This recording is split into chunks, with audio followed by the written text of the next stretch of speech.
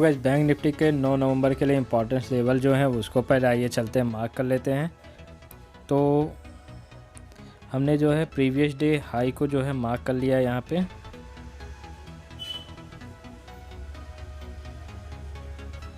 और previous day लो को भी मार्क कर लिया है। और previous day high previous day लो को अगर हम ध्यान से देखें तो एक इम्पॉर्टेंट लेवल है।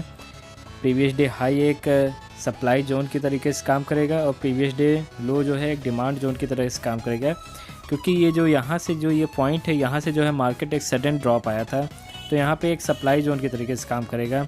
और यहाँ पे आने के बाद मार्केट एक सडन जो है रिकवरी किया है, तो एक जो है डिमांड जोन की तरह काम करेगा।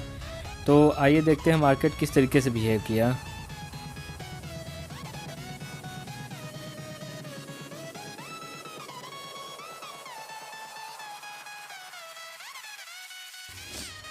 तो दिन की जो पहली कैंडल बनती है वो रेड कैंडल बनती है।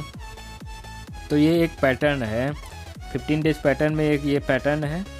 लेकिन इस पैटर्न में क्या होता है कि हमारी जो पहली कैंडल है उसी में जो है टारगेट पूरा हो जाता है, क्योंकि इस पैटर्न के में क्या होता है कि अगर प्रीवियस डे हाई पे अगर कैंडल ओपन होती है और रेड कैंडल बनती है तो हम यहाँ पे से जो है सेल ट्रेड लेते हैं, और हमारा जो टारगेट होता है CPR पे होता है। तो हमारा जो है इस कैंडल में पहली कैंडल में जो है टारगेट अचीव हो जाता है, तो ये हमें इस कैंडल पे ट्रेड लेने का मौका ही नहीं मिलता। तो हमारा जो है पहला जो ट्रेड बनता है कब बनता है, जो हमारा पहला ट्रेड बनता है, तो अगर आप ध्यान से देखें तो जो प्रीवियस डे हाई था उसी पे आके मार्केट देखिए, वहीं पे आके मार्केट ने जो है रेजिस्टेंस फेस किया है। और एक कल का जो वर्जिन CPR है वो भी एक रेजिस्टेंस के तरीके से काम करेगा। तो हम इस रेड कैंडल पे ट्रेड लेंगे और हमारा जो टारगेट रहेगा CPR जो रहेगा यहाँ पे हमारा जो टारगेट रहेगा, और हमारा जो स्टॉप लॉस होगा वर्जिन CPR के आसपास रहेगा।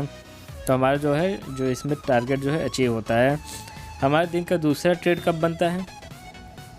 दिन का दूसरा ट्रेड लेने से पहले मैं आपको बता दूं कि आप लोग का एक मिसकंसेप्शन रहता है कि आप लोग इसको जो है CPR ब्रेकआउट मान लेते हैं।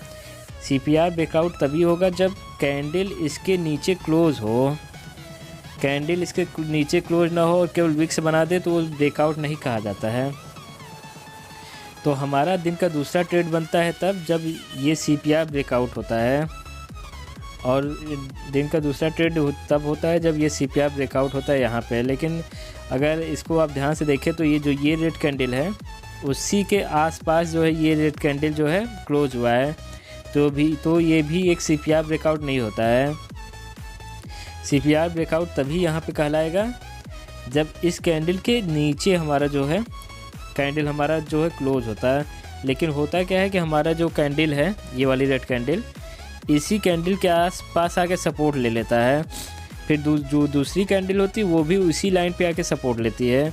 तो अब आप अगर सोचेंगे कि क्या ये रेड कैंडल हमारा CPR ब्रेकआउट है, तो नहीं, ये कैंडल हमारा CPR ब्रेकआउट नहीं है, क्योंकि ये इस लेवल को पार ही नहीं कर पाया है, तो ये CPR ब्रेकआउट नहीं है।